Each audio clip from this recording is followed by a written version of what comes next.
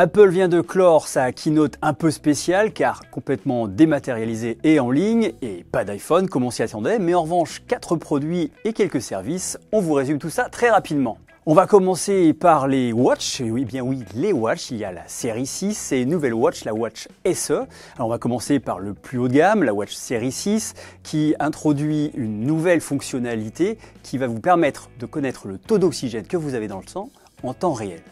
Cette fonctionnalité vous permettra évidemment d'améliorer votre VO2 max si vous êtes sportif ou éventuellement de détecter plus facilement des problèmes de santé, que ce soit pulmonaire ou cardiaque. Une autre amélioration de la Watch série 6 par rapport à la génération précédente, c'est son écran qui est donné pour être 2,5 fois plus lumineux. Bien entendu, cette Watch série 6 est livrée avec le nouveau WatchOS, avec les fonctions de suivi de sommeil notamment, qui vous permettront donc de savoir si vous dormez bien ou pas. La Watch SE ne chasse pas la Watch série 3 qui sera toujours vendue en toute entrée de gamme. En revanche, elle est un petit peu moins chère et elle permet de bénéficier de certaines des nouveautés de la Watch série 6, notamment le suivi de l'altimètre en temps réel. En revanche, elle ne permet pas de faire un suivi du taux d'oxygène dans le sang en temps réel.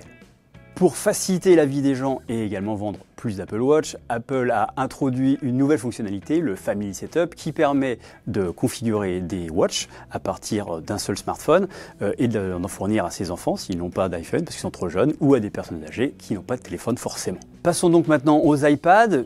Deux produits une fois encore. L'iPad 8 monte surtout en puissance. Il abandonne la puce A10 qui date de 2016 et commençait méchamment à dater pour une puce A12 de 2018, donc bien plus performante.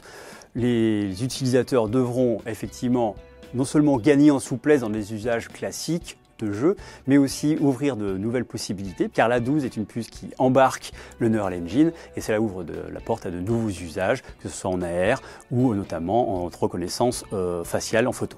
Outre un gain de puissance d'environ 40% par la génération précédente, on va retrouver l'écran de 10,2 pouces et puis un prix très abordable à 389 €.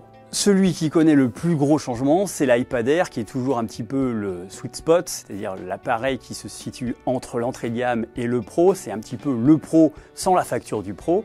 La puce aussi est revue à la hausse parce qu'on abandonne la 12 qui date de 2018 donc pour avoir la puce du futur puisque c'est la 14, celle qu'on devrait voir dans les iPhone 12 un peu plus tard dans l'année. Cette nouvelle puce introduit évidemment une avalanche de performances supplémentaires, 40% du côté CPU, 30% côté GPU, donc de la puissance à ne plus savoir qu'en faire pour jouer, pour travailler, car l'iPad Air est évidemment vendu comme un iPad Pro pour ceux qui n'ont pas l'argent pour se payer l'iPad Pro. D'ailleurs, l'USB-C remplace le Lightning et ça vous permettra de le recharger plus facilement avec des chargeurs USB-C et il est compatible avec un Magic Keyboard, ce clavier un petit peu spécial et qui convertit l'iPad en PC portable qu'Apple avait introduit avec les iPad Pro récemment. Outre le Magic Keyboard, l'iPad Air de 4e génération est compatible avec les Apple Pencil de 2e génération, ceux qu'on peut aimanter et coller sur le bord de la tablette.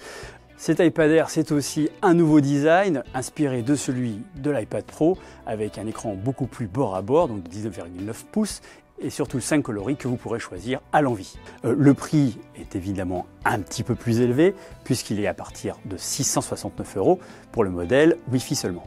Outre ces 4 produits, Apple a aussi parlé de services et comme la rumeur le voulait, il a introduit son Apple One, une sorte d'abonnement pour les réunir tous, un peu le Seigneur des Anneaux des services, avec 2 forfaits qui seront applicables en France.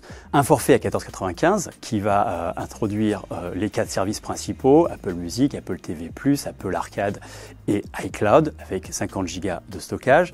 Un forfait familial qui sera lui à 19,95 € qui produira les mêmes services avec un stockage de 200 Go. On aurait aimé avoir un autre service qui a été introduit par Apple pendant cette conférence, qui est le Fitness Plus et qui est destiné aussi bien aux sportifs émérites qu'à ceux qui veulent se remettre en forme. Ce service ne sera disponible dans un premier temps que dans les pays anglophones. On ne sait pas quand il arrivera en France.